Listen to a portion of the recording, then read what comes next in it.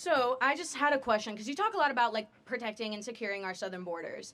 But as the granddaughter of immigrants, I think that we get into a lot of complicated disputes with the idea that immigrants are criminals, are drug dealers, and things like that. So I just want to hear what your opinion is on those expectations or those what do you call it? Those stereotypes that are put on Hispanic communities, Latino communities, and how they change the way people perceive immigration.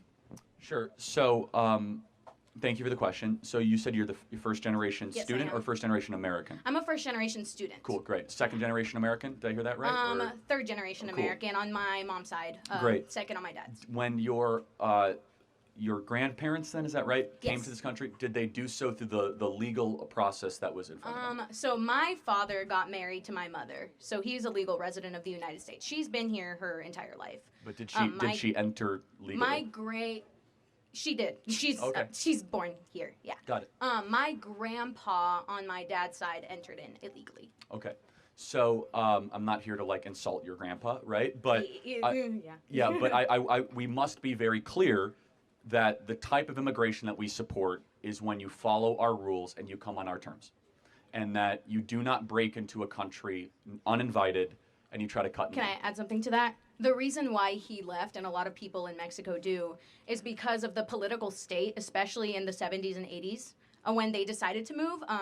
They have a government that isn't supportive of their constituents, and because of drug problems, their only choice was to move. Yeah, I totally sympathize. That's not true. It's never the only choice to commit a crime, and we should not put up with it. And so it is an insult to other immigrants from Vietnam and Laos and Pakistan that have to wait decades in line to morally equivalate people that come in and just break in. Oh, I have an unstable country. Like half of the world's countries are unstable. So look, we just have to be very clear with this, is that if you come into the country uninvited, you have committed a crime and you are a criminal. And we could decide that we're not going to enforce our laws, or we can say that when you are a criminal, you should then be punished for that crime, aka sent back to your country of origin, because you were not invited.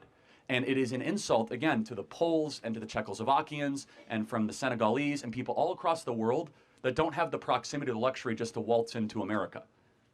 You call it a luxury to leave a country that has political tyranny and come into a country with opportunity? Yes, to live in Mexico, to be able to go 100 miles north and break into America. Do you know how many people in Pakistan would kill to be on that border? That's why we bring them in. Well, we shouldn't, right? That's the point. And secondly, do